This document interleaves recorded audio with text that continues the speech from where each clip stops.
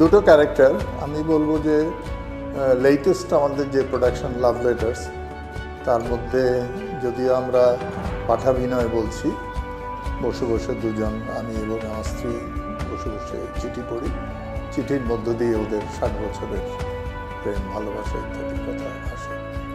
এইটা খুব এনজয় করছি এবং তার প্রধান কারণ হচ্ছে যে আমাদের অডিয়েন্স খুব অ্যাপ্রিসিয়েট করছে বলে সেটা। আর পাশাপাশি আমি যে ধরনের চরিত্র নই সে ধরনের চরিত্র করতে ভালো লাগে। সেরকম আমরা মেরাজ ফকিরের মা বলে একটি নাটক আছে, সেখানে আমি একটা টাউটের রোল করি এবং আমি খুব এনজয় করি সেটা। অফকোর্স থিয়েটার, কারণ লাইভ থিয়েটারের যে আকর্ষণ, যেই রিয়াকশানটা আমরা সঙ্গে সঙ্গে পাই অডিয়েন্সের কাছ থেকে, সেটা তো অন্য কোনো মাধ্যমে পাওয়া যায় না।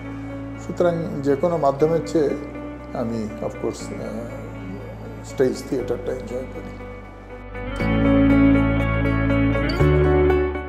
আমার বাড়িতে একটা বিশাল সংগ্রহ আছে এবং যত বই কিনি তার 10 ভাগও বোধহয় পড়ি না, মানে সবসময় ভাবি যে পড়বো সময় হলে, কিন্তু আমি চাই যে লেখালেখির কারণে হাতের কাছে রেফারেন্স হিসেবে থাকুক। সুতরাং আমার নানা ধরনের বই, বেশিরভাগ মুক্তিযুদ্ধ, বঙ্গবন্ধু, প্রবন্ধের বই, আত্মজীবনী, এসব বই বেশি কেনা হয় এবং পড়ি এখন।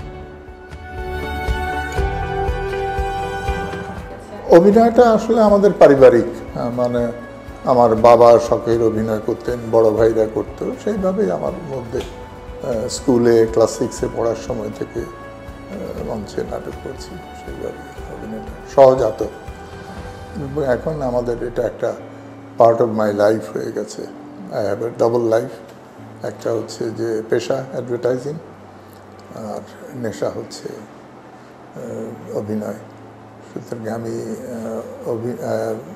অ্যাডভার্টাইজিং করে টাকা রোজগার করি, এখানে খরচ করি, এইটাই।